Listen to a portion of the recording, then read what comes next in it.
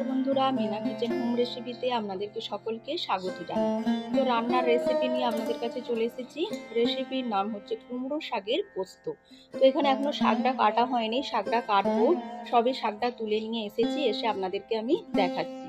তো একদম টাটকা কুমড়ো শাক আমাদের উঠোনেতে একটু হয়েছিল, সেই শাকটা আমি কেটেছি, কেটে আপনাদেরকে আমি দেখাবো। দেখুন, একটাই আমি ডগ কেটেছি, দেখুন। তো এই শাকটা দিয়ে আমি আজকে বানাবো কুমড়ো শাকের পোস্ত। দেখুন, আর 2-4টে পাতা তুলেছি।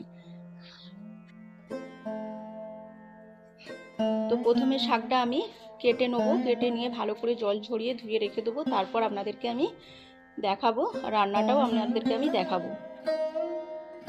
শাকটা আমি কেটে ভালো করে ধুয়ে জল ঝরিয়ে রেখে দিয়েছিলাম। এই দেখুন, তার সঙ্গে আমি একটু আলুও দিয়েছি। আর এখানে আমি নিয়েছি পোস্ত, কাঁচা লঙ্কা, শুকনো লঙ্কা। এটা আমি পেস্ট করে নেব মিক্সচার মেশিনে। আমি এটা পেস্ট করে আপনাদেরকে আমি দেখাবো। ততক্ষণে আমি কুমড়ো শাকটা আগে কড়ার মধ্যে দেবো, দিয়ে এদিক সেদিক করে একটু নেড়ে নেবো। এখানে আমি গ্যাসটা চালু করে দিয়েছি, কড়াটাও বসিয়ে দিয়েছি। কড়ার মধ্যে আমি সর্ষের তেল দিয়ে দিলাম। তেলটা গরম হয়ে গেছে, আমি এবারে কুমড়ো শাকটা কড়ার মধ্যে দিয়ে দিলাম।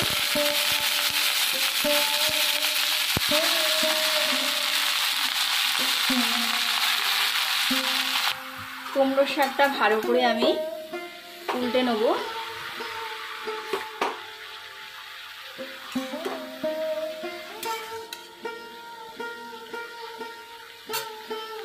কুমড়ো শাকটার মধ্যে আমি এবারে পেঁয়াজ কুচি দিলাম।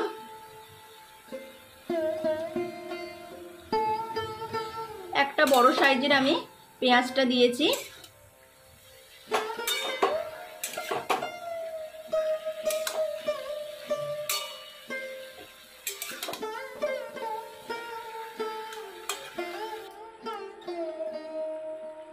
শাকের মধ্যে আমি নুন দিয়ে দিলাম।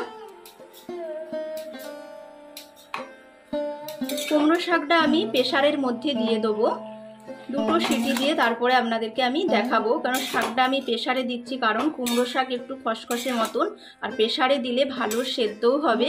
সেই জন্যই আমি শাকটা প্রেসারের মধ্যে সিটি মেরে নেব।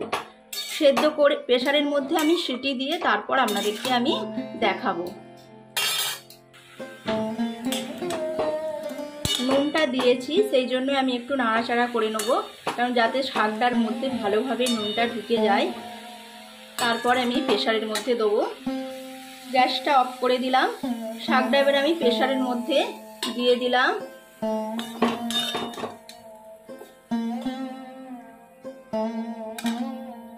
কুমড়ো শাকটা আমি 4টে সিটি দেবো, তারপর আমি খুলে দেখবো কতটা কি সেদ্ধটা হয়েছে। এখানে কুমড়ো শাকটা সেদ্ধ হতে হতে আমি এদিকে পোস্তটা বেটে নেব। বেটে নিয়ে আপনাদেরকে আমি দেখাবো। এখানে পোস্তটা বাটা হয়ে গেছে, দেখুন। একটু আমি এ করে রেখেছি, বেশি একদম মিহি করিনি।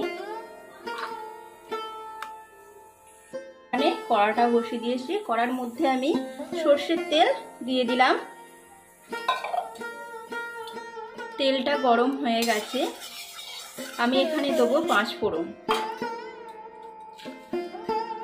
5 ফোড়ন দিলাম, 1 চামচ। ফোড়নটা আমি একটু ভাজতে দেবো। ফোড়নটা ভাজা হয়ে গেছে, এখানে যে আমি পোস্তটা বেটেছিলাম, বাটা পোস্তটা আমি দিয়ে দিলাম। পোস্তটা আমি ভালো করে একটু নাড়াচাড়া করে নেব। পোস্তটা নাড়া হয়ে গেছে, এখানে যে আমি কুমড়ো শাকটা সিদ্ধ করে রেখেছিলাম, সেই কুমড়ো শাকটা আমি দিয়ে দিলাম। দিয়ে ভালো করে আমি মিক্স করে নিলাম। এতে আমি কোনো হলুদ ব্যবহার করব না, হলুদ ছাড়াই করব কুমড়ো শাকের পোস্ত।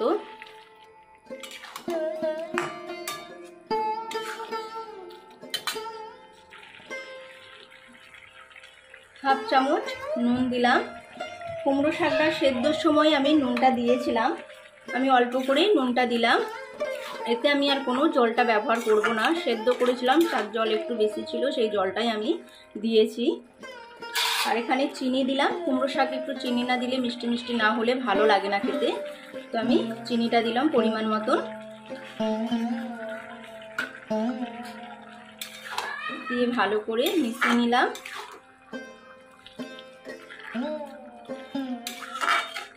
কিছুক্ষণ আমি এটা ফুটতে দেবো।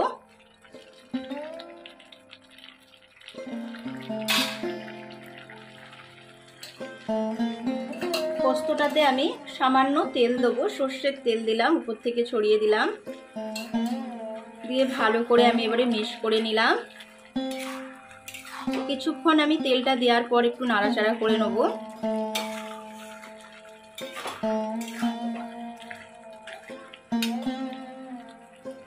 কুমড়ো শাকের পোস্ত হয়ে গেছে, তো আমি এবারে গ্যাসটা অফ করে দিলাম।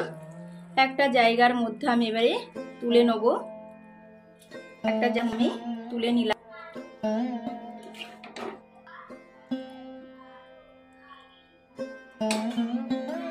কুমড়ো শাকের পোস্ত হয়ে গেছে, তো আমি একটা জায়গার মধ্যে ঢেলে দিয়েছি। তো আপনারা অবশ্যই ভিডিওটা দেখবেন, ফার্স্ট থেকে শেষ পর্যন্ত দেখার জন্য অনুরোধ রইল। আর রেসিপিটা ভালো লাগলে অবশ্যই লাইক কমেন্ট করে জানাবেন। মিনা কিচেন হোম রেসিপিতে আজ এই পর্যন্তই। ভালো থাকবেন, সুস্থ থাকবেন, সাবধানে থাকবেন। নমস্কার।